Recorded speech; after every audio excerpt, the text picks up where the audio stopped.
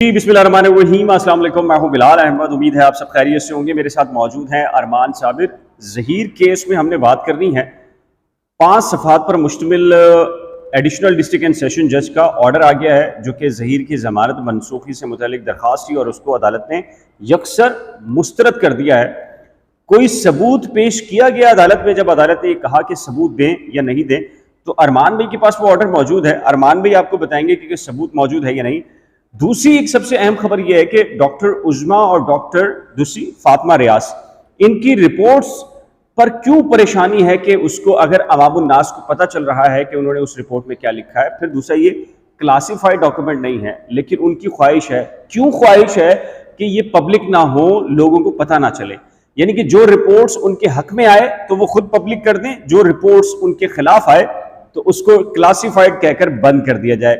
ये है human right activist का किरदार। इस केस के अंदर हंसी आती है, मजाक बना लिया है उन्होंने अपनी शख्सियत को। यानी कि क्या कहा जाता था उनके बारे में कि जी वो ह्यूमन राइट्स बदतरीन इंसानी हकूक के खिलाफ जो है वो मर्जी हो तो कोर्ट के जरिए कहा जाए कि भाई ना लड़की का नाम लेना है, हाँ, लड़की के वालिदैन का नाम लेना है, उसको आइडेंटिफाई नहीं करना है। और फिर जब अपनी मर्जी होती है तो फिर जो है वो लड़की के बाप को भी साथ खड़ा करके फिर सारा बात बयान भी करें, सारी चीजें करें। इसे मुनाफिकत भी तो कहते हैं लफ्ज। खैर अब जो भी कहते हैं थोड़े। अच्छा चले हम तो सिर्फ जो है वो। अच्छा अरमान भाई आप बताएं, कोर्ट पर रहते हैं। अच्छा अरमान भाई ये बताएं, अदालत ने चले जी फारूकी साहब ने क्या कहा, ज़हीर का मौक़िफ़ क्या रखा। जब अदालत ने उनसे ये पूछा कि भाई आपके पास क्या सबूत हैं, तो उन्होंने क्या बताया? भाई उन्होंने जो है वो जो अदालत ने लिखा है अपना ऑर्डर, हाँ, डिटेल ऑर्डर लिखा हुआ है इसमें। उसमें मैं आखिरी की जो पेजेस हैं उसमें जो है वो जो अदालत लिखती है, अदालत ने लिखा है कि I was realise by this code in BBA number video order number ये on the ground of conduct and accuse with regard sending frequent messages to applicant, but at the same time WhatsApp chat history was available on record and the messages were readable as the previous WhatsApp chat history was already assessed by the court. Hence, for deciding this application in hand, the previous WhatsApp chat history cannot be considered. तो उसको consider नहीं दोबारा से आप इसको तर्जुमा भी कर दें, बहुत सारे लोग इसको अगर ना समझ पाए। देखिए जो व्हाट्सएप हिस्ट्री थी वो प्रीवियस व्हाट्सएप हिस्ट्री जो थी माजी की, इस जमाने से पहले जो है वो उसकी एक हिस्ट्री थी, जो कि अदालत के सामने रखी गई। तो अदालत ने कहा कि जमानत होने से पहले की जो हिस्ट्री है वो जमानत होने के बाद वो असरअंदाज नहीं होगी। जी हाँ, उसको अदालत ऐसा नहीं है कि माजी के अंदर कोई चैट ऑलरेडी एसेस कर चुकी है और अदालत उसको पहले से ही देख चुकी है। जब जमानत के ऊपर मामला आया था, यानी कि जब जमानत दी जा रही थी, तो अदालत ने कहा कि हम प्रीवियस जो चैट है, चैट हिस्ट्री है, उसको कैसे कंसीडर कर दें। अच्छा, तो at this stage there is no cogent material available with regard alleged message. जिस मैसेज का तस्करा किया जा रहा है उसके बारे में कोई एविडेंस नहीं था, because it is alleged by the applicant. क्योंकि एप्लीकेंट की तरफ से ये इल्जाम लगाया गया that respondent number one after sending the message the same was deleted by him. तो ये तो यूट्यूबर कह रहे थे, खुदा की कसम, अल्लाह की कसम, मुझे उन साहब ने खुद दिखाया, जज साहब को खुद पढ़ के सुनाया और वो अपना ईमान भी बेच रहे थे। अच्छा, व्हाट्सएप पे जब आप मैसेज भेजते हैं तो एक सर्टेन टाइम होता है, एक टाइम पीरियड होता है इसका, सर्टेन टाइम पीरियड जिसमें वो मैसेज डिलीट किया जा सकता है। अगर वो टाइम पीरियड गुजर जाए तो जो नहीं लोग तो यूट्यूबर्स तो कसमें खा रहे थे, वो तो अपना ईमान मतलब कह रहे थे। हम तो यूट्यूब के बारे में बात नहीं कर रहे हैं, हम तो ये कह रहे हैं कि जी ऑर्डर में ये लिखा हुआ है, ऑडियंस ऑर्डर में ये लिखा है। हम यूट्यूबर से पूछें जो कसमें खा रहे थे कि खुदा की कसम, अल्लाह की कसम, हमने खुद सुना है। 2 मिनट का वॉइस नोट था, कोई कह रहा है 1 मिनट का था, कोई आधे मिनट का था। जज साहब ने लिखा है कि जब उन्होंने पूछा तो बताया गया ऐसा कोई वॉइस नोट नहीं है, और अगर कोई चैट थी भी तो वो डिलीट शुदा पाई गई है। Therefore, this court cannot. अच्छा, FIA के बारे में, हाँ जी FIA के बारे में क्या है? Therefore, this court cannot presume or interpret the nature of message on its own accord until or unless there is sufficient material available on record that could flick the prudent mind.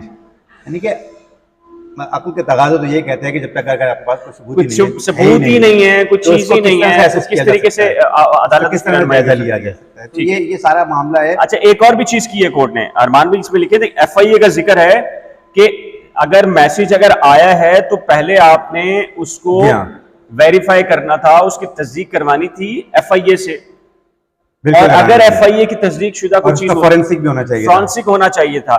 ना forensic है, ना FIA की report है, ना वो messages मौजूद हैं, ना कुछ एविडेंस मौजूद है, सब्सटेंशियल मटेरियल मौजूद नहीं है। फिर अदालत ने क्या लिखा है ज़हीर मान भाई?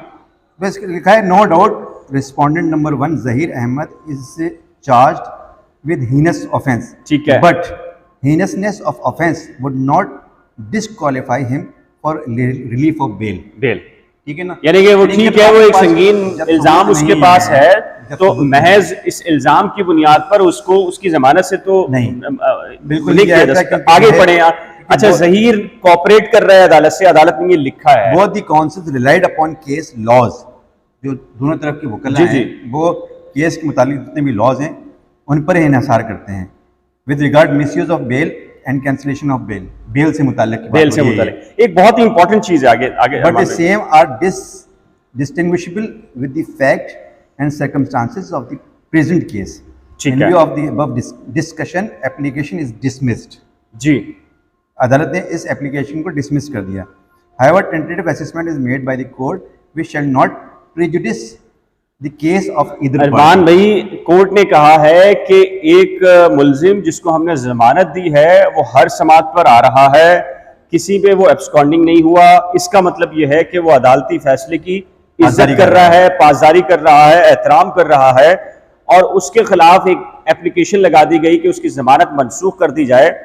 अगर तो वो सबूत पेश कर देते उसमें, अगर कोई सबूत पेश करते तो शायद फिर अदालत का फैसला। ऑडियंस में सच्ची बात बता रहा हूं, देखें अदालतों में हम ये बात हमेशा से कहते रहे हैं कि अदालतों में कुछ और कहा जाता है, लेकिन बाहर निकलकर जो यूट्यूबर्स हैं या उस तरफ के पेट जो खासकर जो ओवरसीज पाकिस्तानियों को बेवकूफ़ बना रहे हैं और उनसे डॉलर्स इकट्ठे कर रहे हैं और उनका टारगेट ज़्यादा इस केस के अंदर सनसनी पैदा करना है, उनके पास ऐसी कोई एविडेंस नहीं था। जैसे कि हम इससे पहले कह चुके हैं, गैंग के बारे में, अखबार बराए तावान के बारे में, मसाजिद के ऐलान के बारे में, वो किसी चीज़ का जवाब नहीं देते, बल्कि एक इल्ज़ाम के बाद दूसरा इल्ज़ाम लगाते ताकि वो पहला इल्ज़ाम वो भूल जाएं, लोग उनसे सवाल ही ना कर पाएं कि यार ये हमसे कोई जवाब तलबी ले रहे हैं। क्या कहेंगे अरमान मीन पे? बिल्कुल। और अच्छा, आप जो है वो अगर इस तरह की बातें करते हैं तो उनके जो व्यूअर्स हैं वो भी आपके पास आके कहते हैं कि ये आपकी बेटी भाग जाएगी तो ऐसा होगा, आपकी बेटी, मतलब इस तरह के इल्जाम लगाना। और इस तरह जब आपके पास दलील नहीं है, या जो कोर्ट क्या, देखिए हम बात कर रहे हैं कोर्ट में क्या हो रहा है, कोर्ट में एविडेंस क्या पेश किया गया है, कोर्ट के